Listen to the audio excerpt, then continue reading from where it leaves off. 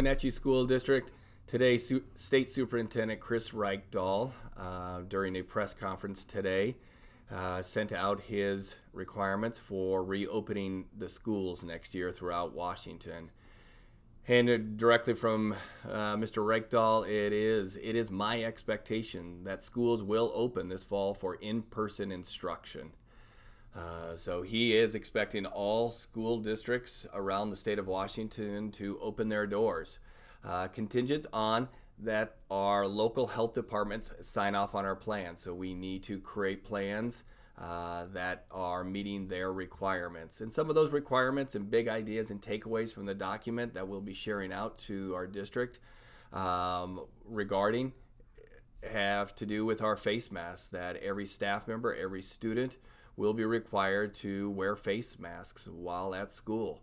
That we're going to have to continue the hygiene practices of hand washing, social distancing, and really being thoughtful about how we plan to bus students to and from school, and how are we arranging students on the buses, and what happens when they get to our schools, and how do we safely make sure that our students are not in too large of a groups as they're getting ready to enter our buildings. And being thoughtful about hallways and passing periods. But also, we need to make sure that we have alternate arrangements for our at-risk students and our at-risk staff, and really trying to think through what does that look like. We're going to have to make sure that parents and students know if you do have a temperature, if you're not feeling well, it is incumbent upon them and required that they stay home, that we're having health screenings.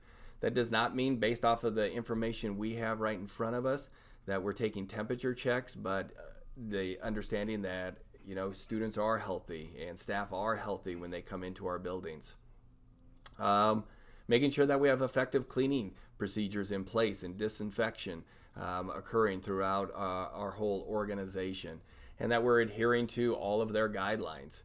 There is a lot of work to be done. I know, as you've heard from Executive Director Mike Lane in the Learning and Teaching Department, who's leading our charge of reopening our schools, we need to be thinking about what does it look like for face-to-face instruction with all of these requirements, and what does it look like for alternative learning environment, and continuing for some students online learning.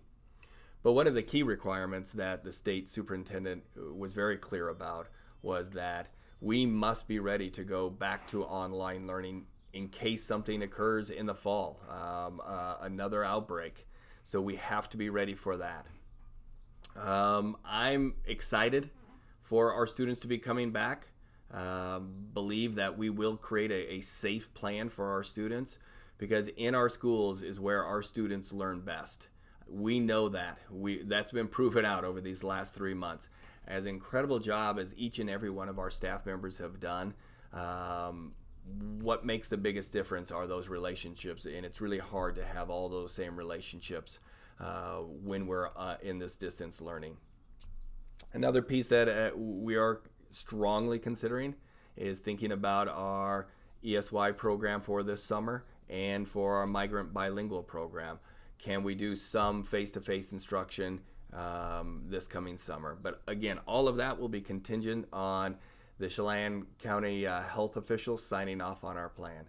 But today we just wanted to make sure that you knew what's occurring, where we're at, and that we're thinking about it. We don't have all the answers as this information has come to us. We're probably 3 hours into our understanding of what the state superintendent is seeking from us. We're going to keep updating you. We're going to keep reaching out, making sure everybody's on the same page. But I appreciate everybody's work and their resilience as we continue to move forward. Thank you, Wenatchee.